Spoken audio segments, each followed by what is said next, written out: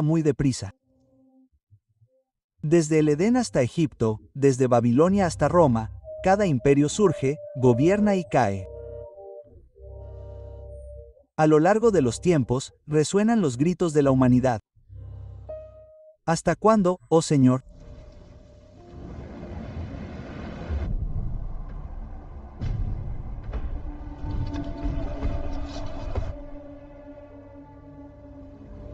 Pero a pesar de todo, una pregunta permanece, resonando en los corazones de los humildes y los sabios.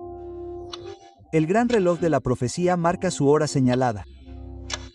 Una voz tranquila susurra: cuando llegó la plenitud del tiempo, Dios envió a su Hijo.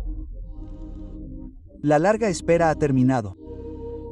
Y en los silenciosos atrios del cielo, esa pregunta estaba a punto de ser respondida cuando el plan cósmico alcanzó su momento ordenado. La plenitud de los tiempos había llegado. La culminación de una promesa hecha en los albores de la historia humana. Hasta ahora, el mundo ha esperado en la oscuridad la liberación. Ahora, descubrimos lo que hizo de este momento el punto de inflexión de la eternidad.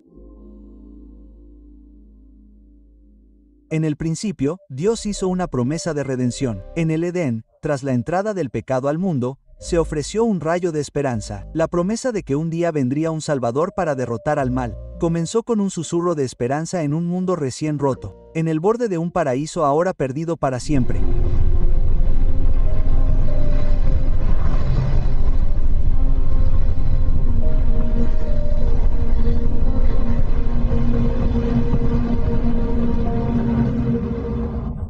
De generación en generación esa promesa se repitió.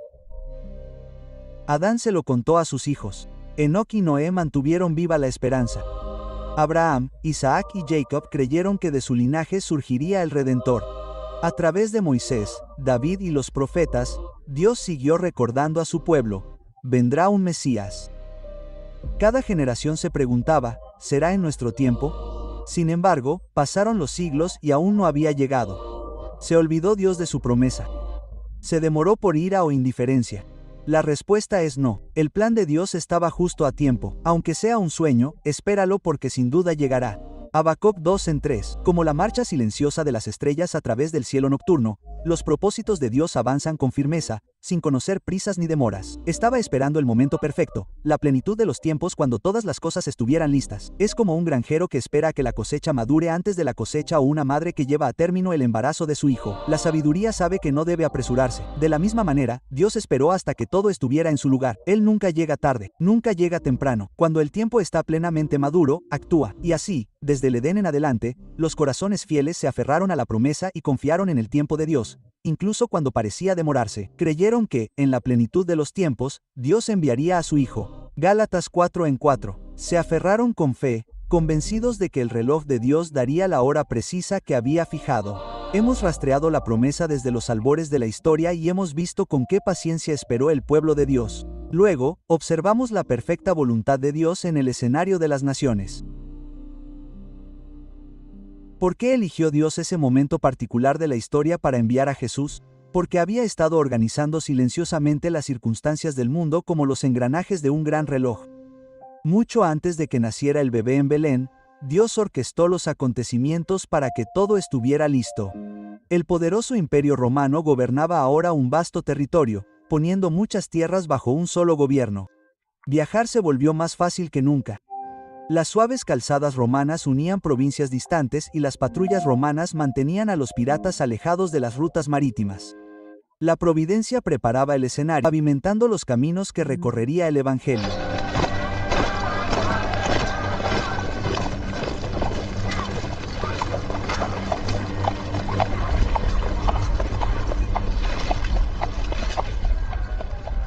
Esta red de piedra y ley conectaba el mundo como nunca antes, permitiendo que las ideas viajaran tan libremente como los soldados y los mercaderes. Por una vez, las personas podían viajar y comunicarse con relativa seguridad. Además, un idioma común, el griego, se hablaba ampliamente en todo el imperio, por lo que las noticias podían difundirse rápidamente de una región a otra. En la providencia de Dios, incluso el exilio y la dispersión del pueblo judío desempeñaron un papel.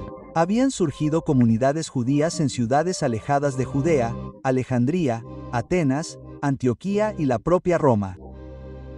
Estas comunidades llevaban consigo el conocimiento del único Dios verdadero y las antiguas profecías. Cada año, muchos judíos regresaban a Jerusalén para las grandes fiestas.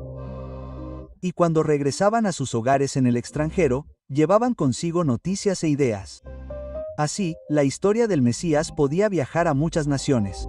Cientos de años antes, Dios le había dicho a Abraham que sus descendientes serían esclavos en Egipto durante 400 años, y que luego Dios los liberaría. Y Dios cumplió ese cronograma hasta el día exacto. Aconteció que al cabo de 430 años, ese mismo día, todas las huestes del Señor salieron de la tierra de Egipto. Éxodo 12:41 del día. Ni un día antes, ni un día después. De la misma manera, el Consejo Celestial había fijado la hora del nacimiento del Salvador. Cuando el gran reloj del tiempo señaló esa hora, Jesús nació en Belén. Piense en un tren que llega exactamente a la hora prevista. El tren de la salvación de Dios llegó a la estación de nuestro mundo en el momento preciso predicho. El nacimiento de Jesús no fue una fecha aleatoria, fue el momento señalado que todo el cielo había estado esperando. El tiempo perfecto de Dios significó que el mundo al que Jesús entró tenía una red interconectada de caminos e idiomas para que su mensaje pudiera difundirse lejos y rápido. El momento fue tan perfecto que todavía hoy nos maravillamos de él. Solo Dios podía tejer semejante tapiz de acontecimientos a lo largo de los siglos. La providencia había preparado el camino para que Cristo naciera y para que las buenas nuevas viajaran a todos los rincones de la tierra. Cuando Jesús finalmente llegó, el mundo mismo estaba listo y desesperado por él. En la superficie, las cosas parecían esperanzadoras. Los romanos habían traído una especie de unidad, un imperio, una red de comercio y ley. Desde Gran Bretaña hasta Egipto, millones de personas vivían bajo la Pax Romana, la paz romana. Pero debajo de esta unidad externa, los corazones de las personas estaban cansados y vacíos. Las antiguas religiones paganas de Grecia y Roma estaban perdiendo su influencia en las mentes de hombres y mujeres. Los mitos de dioses caprichosos en el Monte Olimpo, los elaborados espectáculos y rituales, los templos de mármol y los innumerables ídolos. Nada de eso podía satisfacer el profundo anhelo del alma humana. Las personas se habían cansado de la pompa y la fábula. Anhelaban una religión que pudiera satisfacer el corazón. Dentro de los templos de mármol, los rituales se sentían tan fríos como la piedra con la que estaban construidos.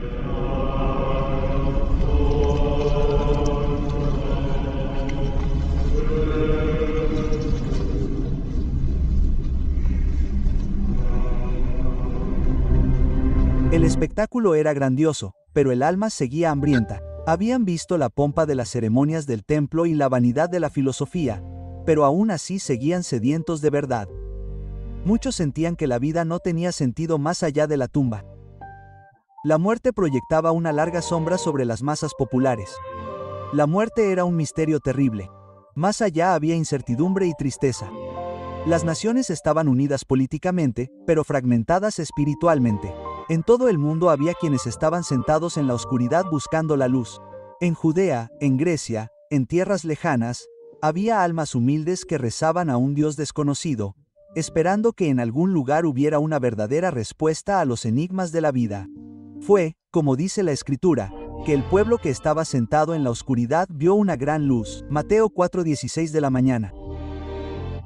Todavía no habían visto la luz, pero la anhelaban. La civilización avanzaba en conocimiento y poder, pero el corazón humano estaba hambriento de esperanza y sentido. El escenario estaba listo, un mundo cansado, unido bajo un gobierno, pero dividido por el miedo y la duda, estaba a punto de ver brillar una luz que lo cambiaría todo. El mundo estaba desesperado por un Salvador, aunque muchos no se dieran cuenta.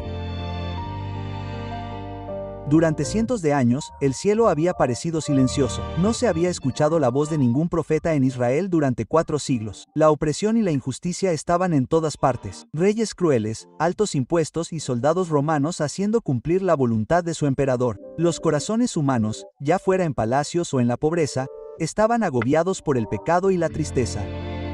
Parecía que el mundo entero clamaba a la vez bajo un gran peso. Madres y padres lloraban por sus hijos perdidos. Los pobres y los esclavizados gemían pidiendo libertad. Las personas que alguna vez creyeron en las antiguas promesas se preguntaban si a Dios todavía le importaba. El gran corazón de la humanidad lloraba, aunque fuera demasiado profundo para expresarlo con palabras. En Belén, poco después del nacimiento de Jesús, los soldados del rey Herodes llevaron a cabo un acto terrible. Mataron a todos los niños pequeños de esa ciudad tratando de destruir al Mesías recién nacido. Los llantos de aquellas madres desconsoladas se alzaron en la noche. Pero esos llantos representaban algo aún más grande. La Biblia lo describe con una antigua profecía. En Ramá se oyó una voz, lamentación, llanto y gran lamento. Raquel lloraba por sus hijos. Mateo 9:18 de la noche. Raquel, la madre simbólica de Israel, lloraba por sus hijos y no quería ser consolada. Este dolor colectivo encontró su voz en un antiguo llanto personificado en el dolor de cada madre que había perdido a un hijo.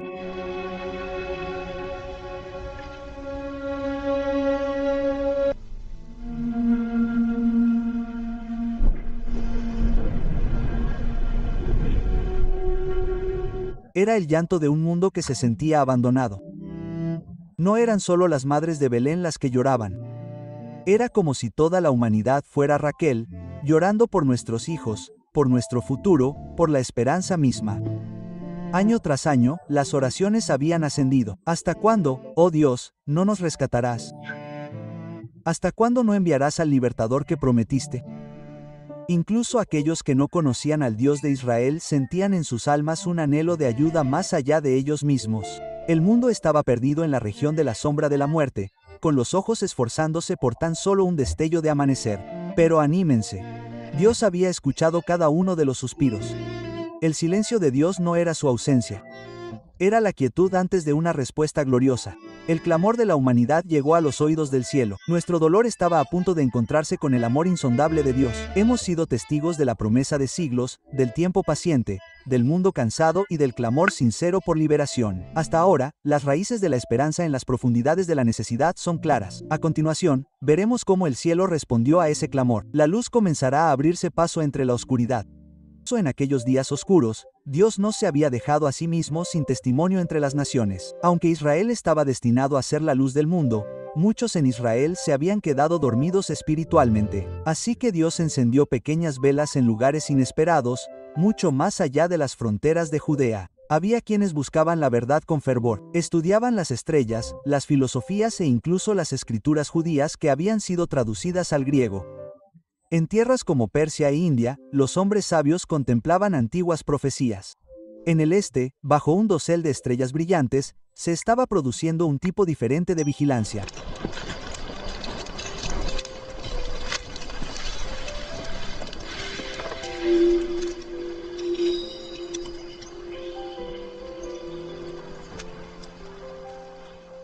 Siguieron la luz que tenían, creyendo que los llevaría a una luz más grande. Los pensadores griegos y romanos se sintieron insatisfechos con sus mitos y se preguntaron si vendría un maestro divino. El Espíritu Santo obraba silenciosamente en muchos corazones, despertando preguntas y esperanza. La historia nos cuenta que algunos filósofos hablaron de una futura era de oro o de un gran rey que surgiría. Estos destellos de verdad eran como estrellas que iluminaban un cielo de medianoche. Uno tras otro, como estrellas en los cielos oscurecidos. Surgieron maestros que apuntaban a la esperanza de un redentor divino. Sus palabras avivaron las brasas de la expectación entre los gentiles. Además, las escrituras judías en griego, la Septuagesima, se habían extendido por todo el imperio. Incluso personas consideradas paganas por los judíos llegaron a conocer algunas de las profecías de un Mesías venidero. De hecho, algunos de estos buscadores no judíos comprendían las profecías mejor que los eruditos religiosos de Jerusalén. No tenían toda la verdad. Pero la poca luz que recibían, la atesoraban. Creían que un gran libertador estaba cerca. Por ejemplo, en el lejano oriente, había leyendas sobre un hombre santo que venía de Occidente. En el Imperio Romano, los poetas escribieron sobre una era de paz venidera. Dios susurraba suavemente al oído de quienes estaban dispuestos a escuchar, sin importar su nacionalidad u origen. Incluso mientras la oscuridad cubría la tierra, estas pequeñas luces en la oscuridad seguían parpadeando, guiando a los de corazón honesto hacia algo verdadero. Juntas, Testificaban que el mundo entero estaba necesitado y que la respuesta no vendría de ningún imperio o filosofía humana. El mundo necesitaba un Salvador, e incluso aquellos que no formaban parte del pueblo elegido de Dios habían comenzado a sentir que la ayuda vendría de arriba.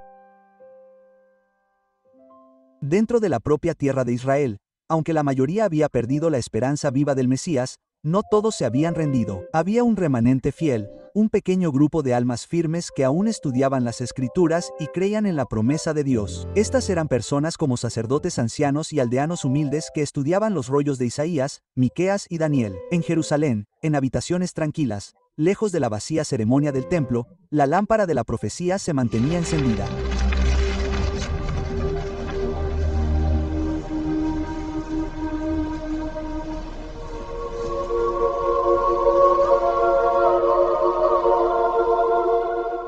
No solo leían las palabras, vivían en su promesa, observando y esperando el consuelo de Israel. Recordaban las palabras que Dios habló a través de los profetas y se aferraban a ellas como a un ancla.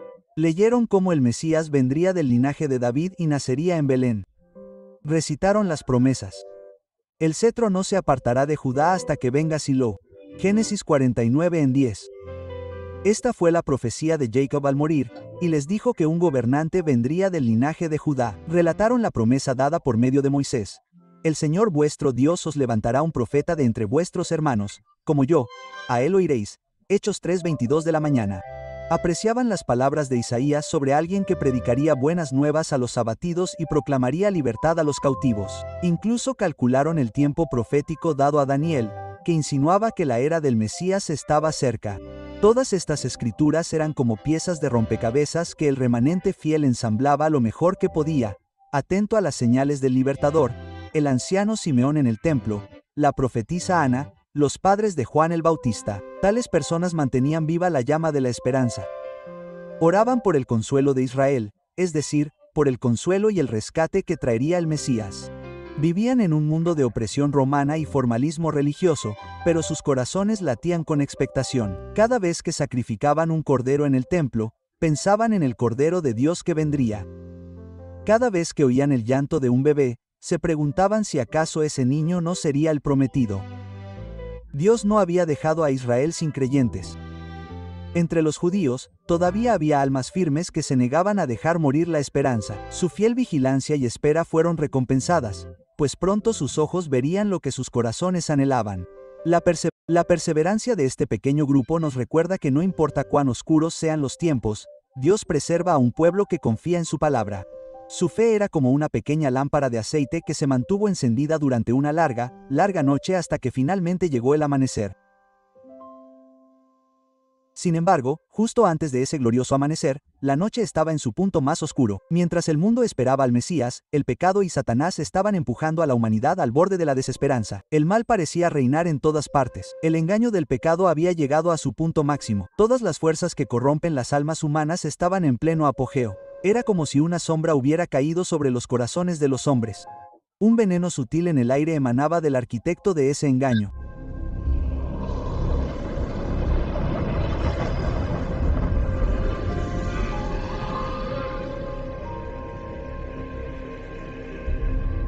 Se deleitaba en el caos, creyendo que finalmente había estropeado la creación de Dios sin posibilidad de reparación. En el mundo pagano, generación tras generación se había hundido aún más en la superstición, la violencia y el vicio. La gente adoraba a dioses crueles e inmorales y, al hacerlo, su propio carácter se volvió cruel e inmoral. El amor se había enfriado. La pureza era objeto de burlas. Parecía como si él estuviera a punto de ahogar por completo el conocimiento del Dios verdadero de la tierra. Pero la tragedia más impactante fue que, incluso entre el pueblo escogido por Dios, Satanás tuvo un gran éxito. La fe de Israel se había distorsionado y envenenado. La religión que Dios dio a través de Moisés se había cubierto con tantas tradiciones creadas por el hombre que casi había desaparecido. Las mismas personas que se suponía que debían reconocer al Mesías corrían el riesgo de rechazarlo. ¿Cómo pudo suceder esto? Con el tiempo, los líderes de Israel comenzaron a albergar la idea de que una persona podía salvarse a sí misma mediante sus propias buenas obras. Esta idea de que podemos ser justos por nosotros mismos es la esencia de todas las religiones paganas, y ahora se había infiltrado en el corazón del culto de Israel. En lugar de confiar en la misericordia de Dios, a la gente se le enseñó a confiar en sus propias acciones y rituales. El orgullo y la hipocresía florecían bajo las hermosas vestiduras de la religión. En el templo de Jerusalén, los sacerdotes cumplían con los trámites de las ceremonias sagradas, pero muchos habían perdido de vista el significado de esas ceremonias. Incluso en el corazón del culto en la mismísima casa de Dios, el espíritu había huido, dejando solo la cáscara de la devoción.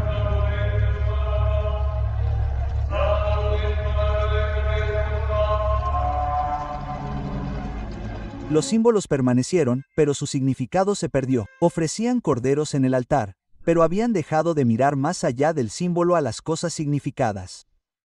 Ya no relacionaban el sacrificio del cordero con el sacrificio venidero del Mesías. Al presentar las ofrendas sacrificiales, eran como actores en una obra de teatro. Todo era una forma externa con poca fe sincera. Las mismas ordenanzas que Dios mismo había establecido, los sacrificios, las fiestas, los servicios del templo, se tergiversaron en formas que en realidad cegaron las mentes y endurecieron los corazones. En lugar de que estos rituales enseñaran a la gente sobre la salvación de Dios, se convirtieron en un espectáculo vacío. Los líderes religiosos le robaron a Dios su gloria al tergiversar su carácter, haciéndolo parecer severo y exigente. Agregaron regla tras regla hasta que supieron que Dios estaba sepultado bajo una montaña de leyes hechas por el hombre. Muchas personas comunes sentían que la religión era una carga demasiado pesada para soportar, así que la seguían ciegamente o se rendían en la desesperación. En verdad, el mundo entero estaba sumido en la maldad. 1 Juan 5:19 de la mañana. La oscuridad cubría cada nación y la oscuridad era profunda. El vicio y la crueldad no solo eran tolerados sino celebrados. El pecado se había convertido en una ciencia y el vicio se consagró como parte de la religión. En otras palabras, las personas se volvieron expertas en hacer el mal e incluso su adoración se mezcló con prácticas horribles. En algunos lugares, los padres ofrecían a sus propios hijos a los ídolos. La injusticia, el abuso y la violencia eran desenfrenados. La vida humana no valía nada. Aquellos eran tiempos crueles.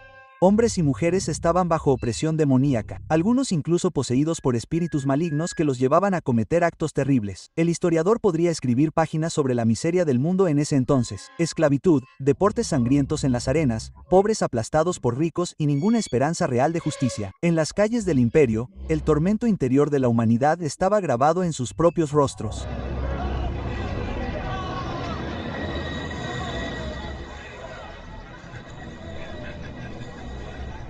Esta era la marca del enemigo, un mundo que clamaba por liberación, lo supiera o no. Imaginen los rostros de las personas en la multitud. Muchos mostraban el vacío y el tormento interior, reflejando, como dijo un escritor, la marca de los demonios en sus propias expresiones. Si miraran a su alrededor, podrían pensar que el amor y la bondad habían huido para siempre.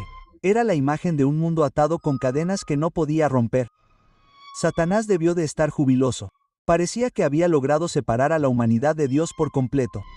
Esperaba que Dios, al ver un estado tan miserable, simplemente renunciara a la humanidad y dejara que llegara la destrucción. Desde su dominio de sombra, el adversario observaba y creía que su victoria estaba cerca.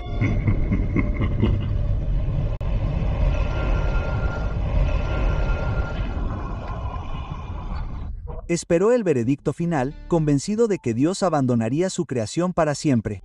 De hecho, los mundos no caídos y los ángeles observaban para ver qué haría Dios.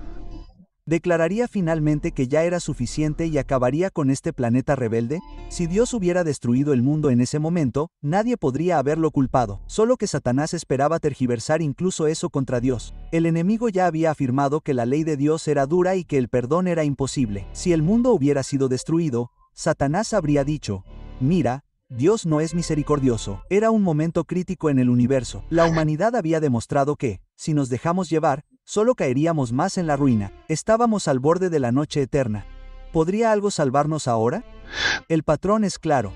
La humanidad no podía salir de la oscuridad, y el mal parecía haber ganado. Se ve la oscuridad máxima justo antes del amanecer. A continuación, seremos testigos de cómo intervino el cielo con un rescate que solo Dios podía lograr. Cuando la noche era más oscura y la esperanza casi se había desvanecido, el cielo intervino de la manera más inesperada. Dios no levantó un ejército para aplastar a los romanos, ni envió un rayo para destruir a los malvados. No, en lugar de destruir el mundo, Dios envió a su Hijo para salvarlo. En esa misma hora, cuando Satanás parecía a punto de triunfar, el Hijo de Dios bajó de su trono, trayendo consigo el mensaje de la gracia divina. Pero en el momento de más profunda desesperación, el corazón del cielo hizo su movimiento, eligiendo el amor en lugar de la destrucción.